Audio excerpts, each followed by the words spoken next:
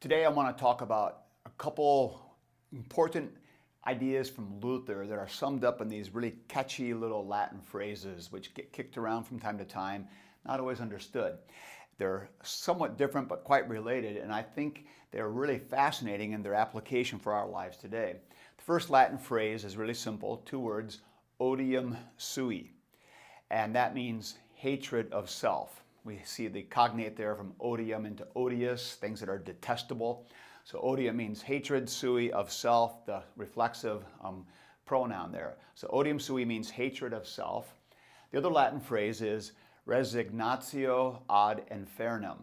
And resignatio is, well, resignation, but maybe surrender to ad infernum, hell.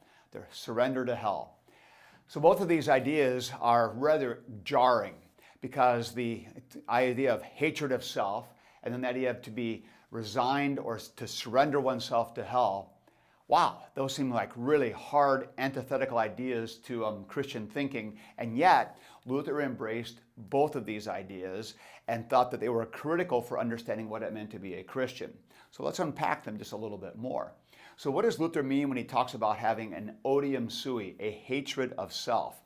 On the face of it, this seems quite antithetical to everything else we know about Christian confession and about the idea of love, because hatred is supposed to be evil, nothing's good about hatred, and love is the great thing. And I've also heard this logic used, that if Jesus tells us that we're supposed to love our neighbor as ourself, that means I have to love myself first, and then I can love my neighbor the way I love myself. And I've heard that logic used to justify all the forms of self-love, self-care, self-actualization that are so popular, and all the other selves you can think of, all those popular ideas in our 21st century world. Well, they've been justifying it since the 20th century as well, because I heard it when I was younger, growing up through college and high school before that. So this idea that you have to accept yourself has been kind of baked in to our culture.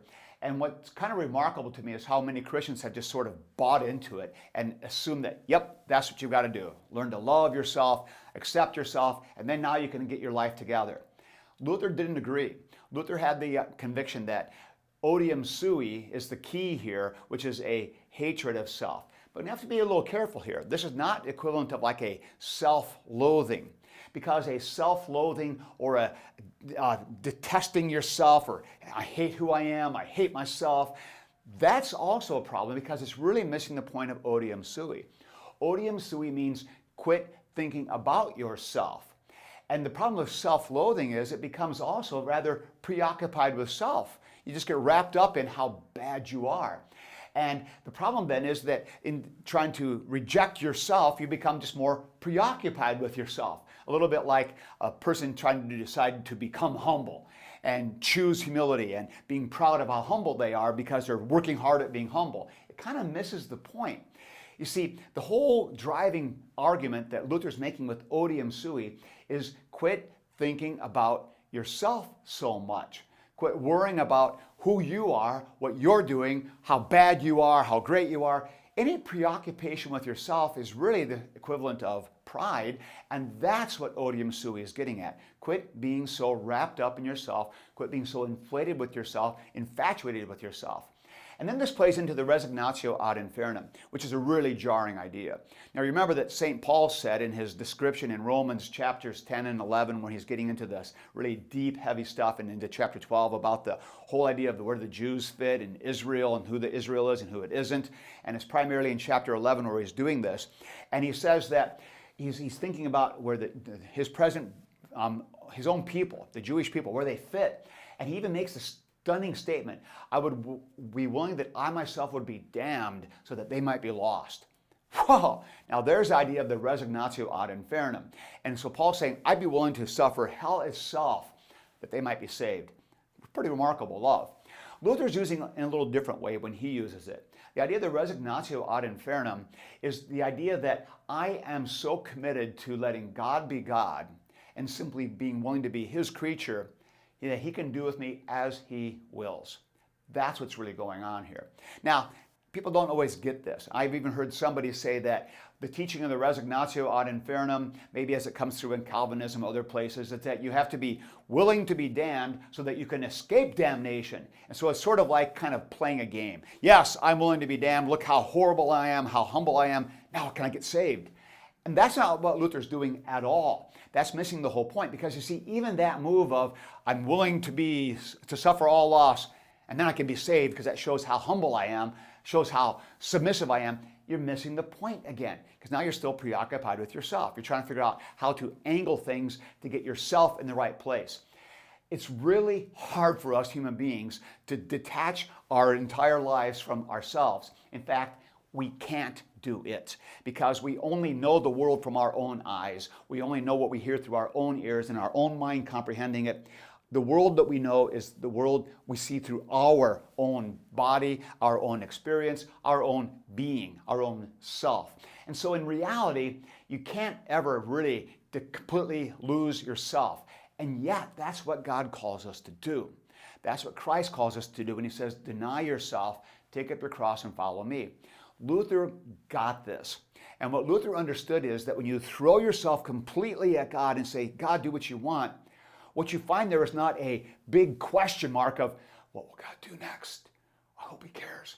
What you find there is the cross of Christ. What you find there is Jesus crucified for you. And what you find there is God saying, you're mine. I created you. I died for you, rose for you. You belong to me. You're mine forever. I'm going to raise you on the last day and make you all you're supposed to be. So when you lose yourself and quit trying to save yourself, when you give up and throw yourself completely at the mercy of God, and when you despair of yourself, and when you resign yourself completely to God's will, even to hell itself, and you just say, God, do with me as you want. I am a creature. I cannot make my own way. I cannot save myself. I cannot do anything. You're in control. You do with it. You do with me as you please. When you do that, God is there and he says, and I love you, and I have grace for you and forgiveness for you. You're mine. You're special. You're precious because I created you and I redeemed you.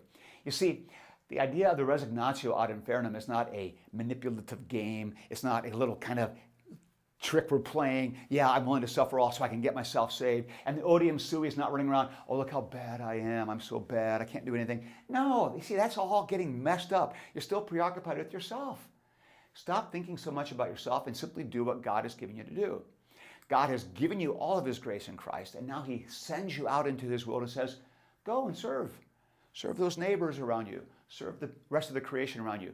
Go and dig into what God has given you to do. And that's living the life God has planned for you.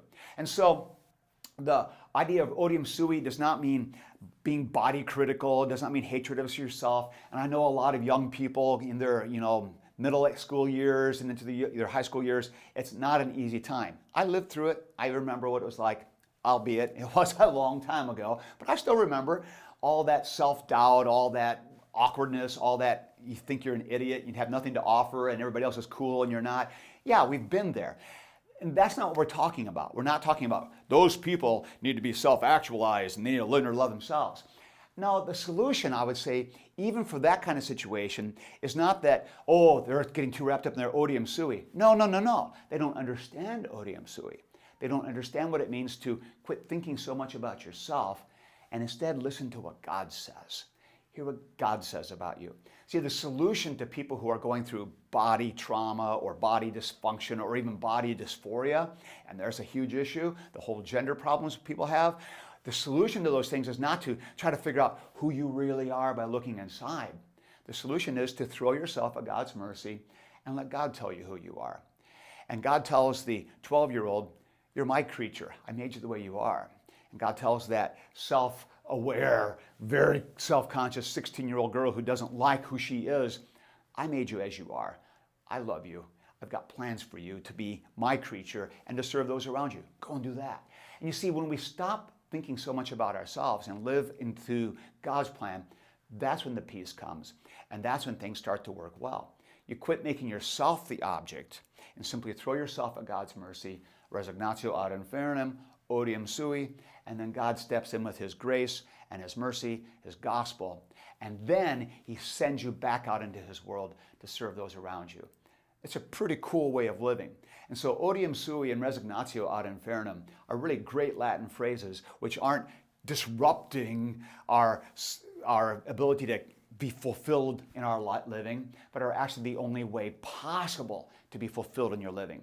People are looking to have a self-actualized life. They'll never get it by focusing on themselves. It'll never happen. It comes only when you quit thinking about yourself, receive what Christ gives you, and then go out into the world and serve the neighbors God has given you to serve. That's when things come together. And that, my friends, is exciting. That's the challenge of a lifetime. And it's a challenge that comes from Christ and has at the end of it his promised renewal and forgiveness and resurrection. So live the life of self-hatred, odium sui. Live the resignatio ad infernum, willing to suffer even hell if God chooses to do that. Because I don't matter. What matters is that God is true, that he is real, and I will trust him no matter what it means for me, simply because he is the real thing, and his death and resurrection actually happened. And the awesome thing is, it was for me that he did it. And so I do count, and so I do matter, because Jesus says so. Go and live that life, and delight in the fact that God himself has claimed you. You are his, and now you have the direction you need for your living.